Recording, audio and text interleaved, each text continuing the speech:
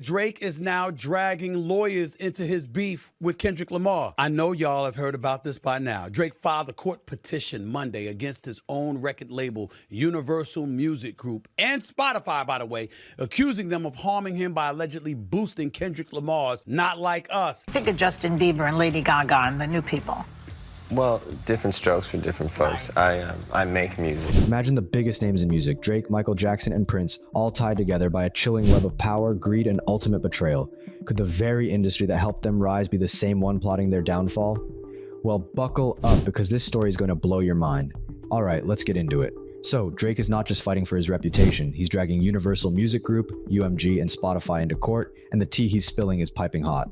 According to Drake, these industry giants have been pulling some seriously shady moves to sabotage him, and trust me, this drama goes way beyond your typical music industry beef. First, the surface level drama. Drake claims UMG and Spotify worked together to artificially inflate streams of Kendrick Lamar's diss track, They Not Like Us. Yep, the same track that had the internet buzzing and playlists on fire last summer. But here's the catch. Drake alleges that UMG didn't just let the track blow up, they actively manipulated it to tarnish his name. And we're not talking simple promo here, we're talking bots, shady payments, and all-out sabotage. But let's not ignore how They Not Like Us fits into a much bigger picture. Drake isn't just accusing UMG of sabotage for no reason. His lawsuit claims they used this song as a weapon, a strategic move to weaken his negotiating power. Think about it. Drake reportedly inked a $400 million deal with UMG in 2022, but he was already pushing for more control over his catalog. When you're an artist worth billions to the industry, any slight hit to your reputation can be enough to tilt the scales against you in future deals. And They Not Like Us? It wasn't just a diss track, it was a statement, one that might have been backed by Drake's own label. And that's where things get even darker. Drake's team alleges that UMG's tactics weren't just about boosting Kendrick, they were about sending a message to Drake and every other artist watching. The message? No one is bigger than the label. By allegedly turning Kendrick into a pawn in this game, UMG could have positioned themselves as the ultimate puppet master, reminding everyone that even the biggest artists are still playing by their rules. And Kendrick? He might not have even realized how deep this game went. Now let's connect the dots to the past. Michael Jackson was another artist who pushed back against the system, suing his label over royalties and control of his music. Around the same time, his reputation took a massive hit thanks to allegations that dominated headlines. Was it all just a coincidence, or could there have been a coordinated effort to undermine him while he fought for his rights? Michael once said, "The minute I started breaking sales records, they started to turn on me."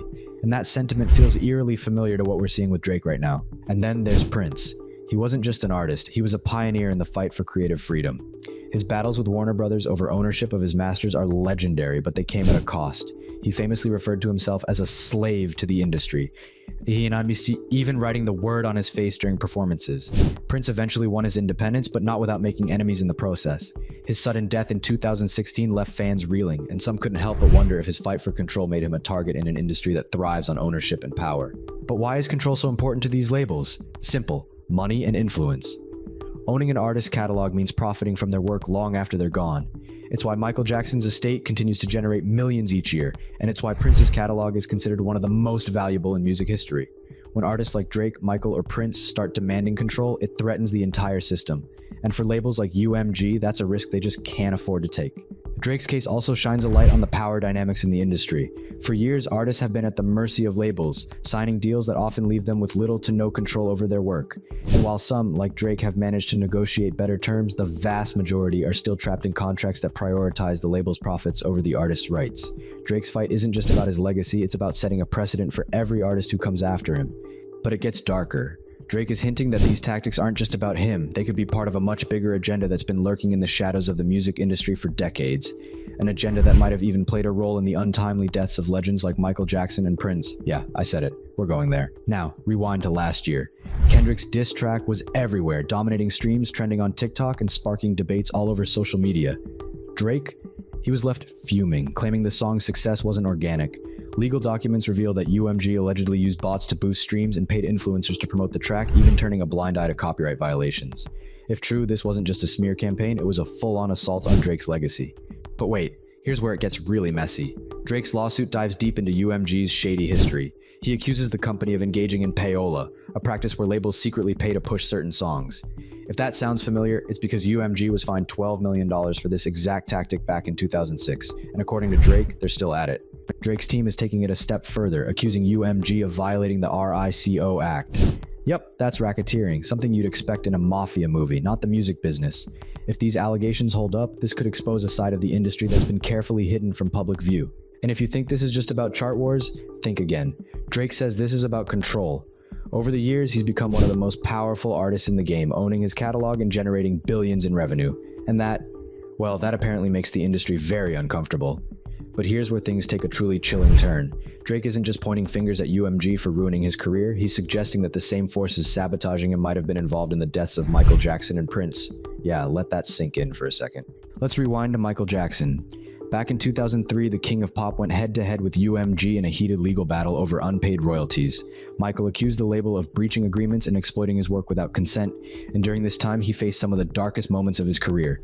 Damaging allegations, media scrutiny, and a reputation left in shambles. Coincidence? Or part of a larger strategy to control an artist who had become too powerful for the industry to handle? And then there's Prince, the icon who famously fought for artistic freedom and ownership of his work. Prince's battles with the music industry are legendary, from his bold decision to change his name to a symbol to his fight against record labels over his master recordings. But Prince's untimely death in 2016 left fans with more questions than answers. Could these patterns of sabotage and control tie back to the same system Drake is now exposing? Drake isn't the only one connecting these dots. Fans have taken to social media, suggesting that the music industry has a long history of exploiting its biggest stars, only to tear them down when they become too independent. And if you think that sounds far-fetched, just look at the lengths labels have gone to protect their interests. In Michael's case, UMG was accused of promoting damaging narratives to undermine him during his lawsuit. And with Kendrick's diss track, Drake claims the same tactics are being used against him. Both artists became targets at the peak of their power, and both faced reputational attacks that seemed almost too convenient. So, what does this all mean for Drake's lawsuit? Well, he's not just seeking damages, he's demanding an audit of UMG's payments to platforms like Spotify and iHeartRadio. And if the evidence holds up, this could blow the lid off practices that have quietly shaped the music industry for decades. But here's the real question: how far will UMG go to maintain control? According to Drake, they've already crossed some serious lines, devaluing his work, manipulating the narrative, and even impacting his earnings.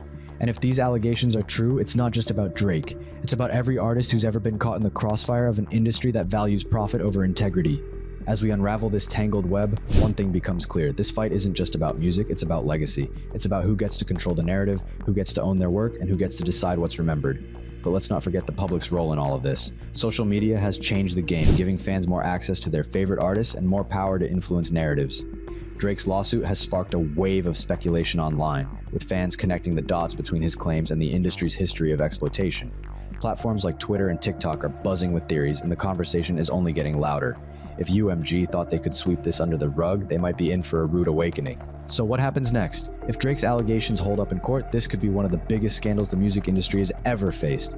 It could expose decades of corruption, force labels to change their practices, and empower artists to demand more transparency and control. But if UMG manages to bury this case, it'll send a chilling message to every artist out there. No matter how big you are, the industry is always bigger. So, what do you think? Is Drake's battle with UMG part of a sinister pattern that's been brewing for decades? Or is this just another chapter in the messy world of music industry drama? Let me know in the comments, and don't forget to hit that like button, subscribe, and turn on notifications, because trust me, the tea only gets hotter from here.